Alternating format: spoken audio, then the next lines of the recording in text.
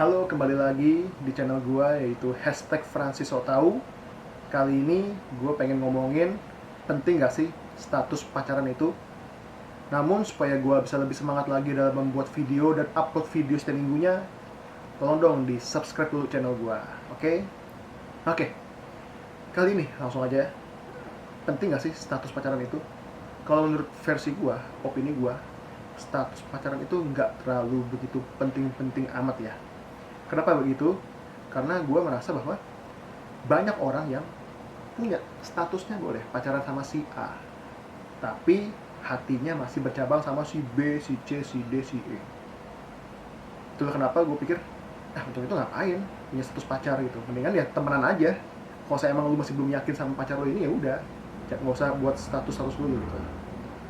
Gue ngomong ini ke cewek gue ketika awal gue pacaran ya. Gue bilang bahwa status pacaran itu nggak terlalu penting. Yang penting bagaimana hati aku fokus hanya ke kamu saja. Walaupun aku jarang ketemu sama kamu, walaupun kita belum serumah, dan walaupun misalnya kita berantem ya, sama pacaran kan pasti kan pernah lah berantem. Walaupun lagi berantem, tapi aku gak ada pelarian ke cewek lain gitu. Menurut gue itu sih pentingnya pacaran. Status gak penting, yang penting adalah bagaimana hati kita, apakah kita fokus ke satu orang aja atau malah bercabang. Tapi ada yang menganggap bahwa status pacaran itu penting. Gak masalah, itu benar juga. Kenapa demikian? Karena ada orang yang gak mau orang yang sedang dia kejar itu atau pacaran itu diganggu oleh orang lain. Kenapa? Contohnya gini, kalau misalnya kita udah punya status pacaran, berarti kan gak ada tuh orang di WhatsApp orang cewek kita, gak ada tuh orang yang DM Instagram pasangan kita. Itu sih sebenarnya untuk mencegah itu sih, supaya nggak ada yang mengganggu lah untuk hubungan kita. It's okay, menurut gue sih nggak masalah, orang punya pendapatnya masing-masing. Dan gue juga nggak keberatan sih ketika cewek gue bilang aku butuh status karena aku butuh kepastian. It's okay, nggak masalah, itu bagus sih menurut gue senang juga dengernya. Banyak dari kita beranggapan bahwa ketika kita pacaran itu sudah selayaknya suami dan istri, dan kita juga beranggapan bahwa pacar kita itu sudah 100% milik kita. Nyatanya, meskipun kita sudah pacaran bertahun-tahun, pacar kita itu masih 100% milik orang tua mereka dan tanggung jawab orang tua mereka. Tidak lebih dari itu. Baik itu kepribadian dia, termasuk tubuh dia pun, itu masih milik orang tua mereka.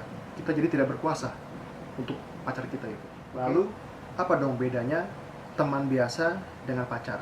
Nah, gue lebih suka menyebut kata pacar itu sebagai teman spesial.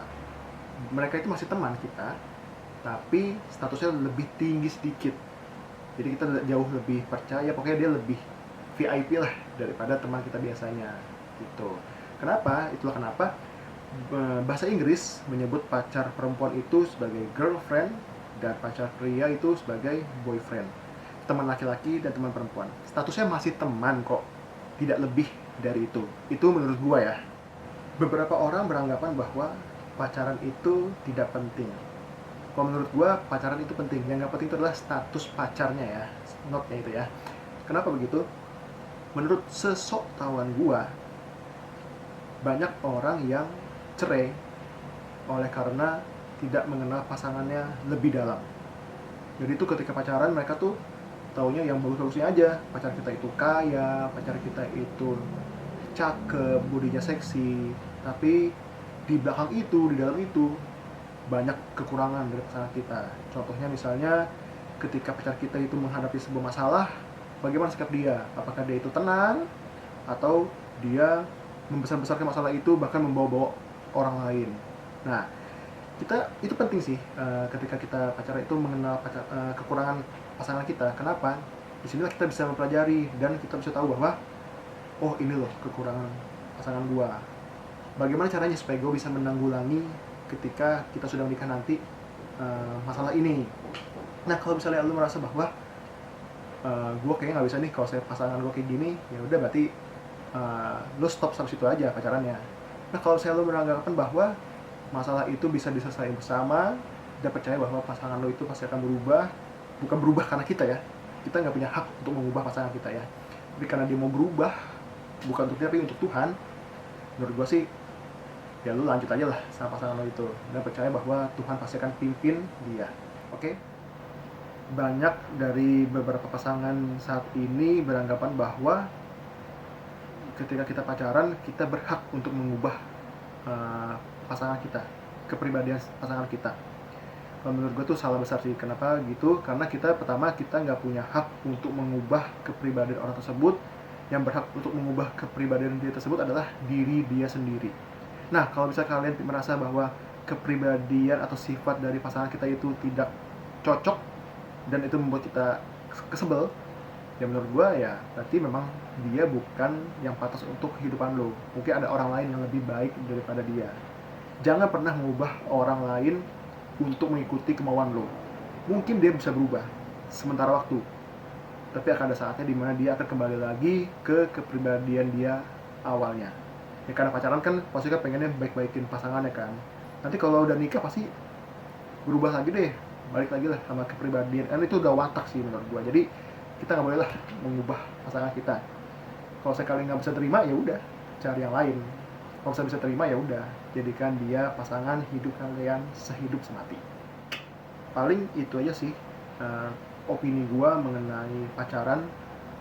Gua nggak melarang orang itu pacaran, tapi yang gua nggak suka adalah status pacaran itu. Kan menurut gua nggak penting sih. Yang penting itu bagaimana hati kita ke pasangan kita, bagaimana kita menerima pasangan kita, kekurangan mereka, nggak cuma yang bagus-bagusnya aja, terima yang jelek-jeleknya aja gitu. Oke, itu dulu video gua kali ini. Kalau misalnya gua ada ide-ide lain mengenai pacaran, nanti gua akan buat video berikutnya.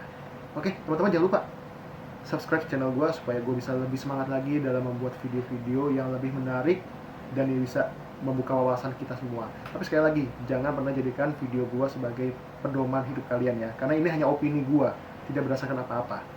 Kalau kalian mau cari yang lebih baik ya kalian carinya di kitab suci, bukan di video gua.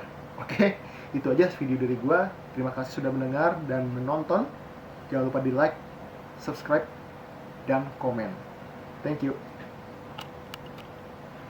Ojo lali subscribe ya.